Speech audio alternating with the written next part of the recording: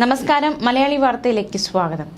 ഗണേഷ് കുമാർ മന്ത്രിയായിട്ട് കുറച്ച് നാളുകളാകുന്നതേ ഉള്ളൂ. എന്നാൽ ഉദ്യോഗസ്ഥരുമായുള്ള തർക്കങ്ങൾ, കൊമ്പുകോർക്കലുകൾ തുടരുകയാണ്.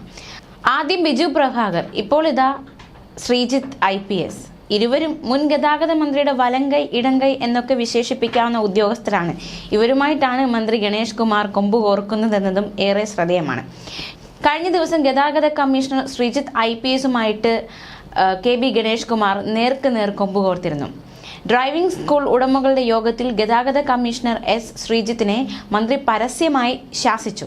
ഇപ്പോൾ ഇതാ ഈ വിഷയത്തിൽ കമ്മീഷണർ അതൃപ്തി അറിയിച്ച് രംഗത്ത് വന്നിരിക്കുകയാണ്. മറ്റുള്ളവരുടെ മുൻപിൽ വെച്ച് പരസ്യമായി ശാസിക്കുക മാത്രമല്ല, പരസ്പരം വാക്കുപോലും അവിടെ ഉണ്ടായി. ഈ ഒരു വിഷയമെല്ലാം ഇപ്പോൾ ഗതാഗത കമ്മീഷണർക്ക് അതൃപ്തിയായി മാറിയിരിക്കുകയാണ്. അദ്ദേഹം ഈ വിഷയത്തിൽ അതൃപ്തി അറിയിച്ചിരിക്കുകയാണ്. മറ്റുള്ളവരുടെ മുന്നേ വെച്ച് ശാസിച്ചു വാക്കേറ്റമുണ്ടായി. ആ ഉദ്യോഗസ്ഥർ എങ്ങനെ ഇനി മന്ത്രിക്കൊപ്പം ജോലി ചെയ്യും എന്ന ഒരു ചോദ്യം കൂടി ഉയരുന്ന സാഹചര്യമാണ് കഴിഞ്ഞ ദിവസം ഉണ്ടായത്.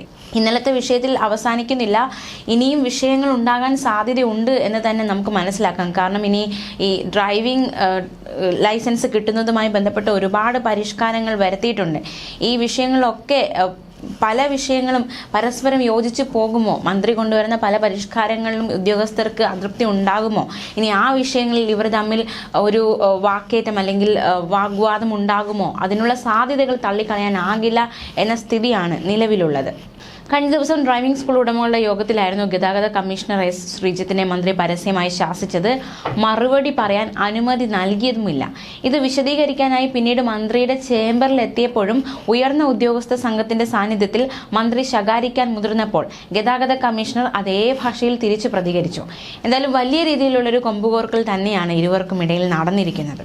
അതേസമയം തലസ്ഥാനത്ത് നടത്താൻ പോകുന്ന വമ്പൻ മാറ്റങ്ങളെക്കുറിച്ച് മന്ത്രി ഗണേഷ് കുമാർ പ്രതികരിക്കുകയുണ്ടായി. താൻ സൈക്കിൾ ചവിട്ടി പോകാത്ത ഒരു ഇടവഴിയോ റോഡോ തിരുവനന്തപുരത്തിലെന്ന് ഗതാഗത വകുപ്പ് മന്ത്രി KB ഗണേഷ് കുമാർ പറഞ്ഞു.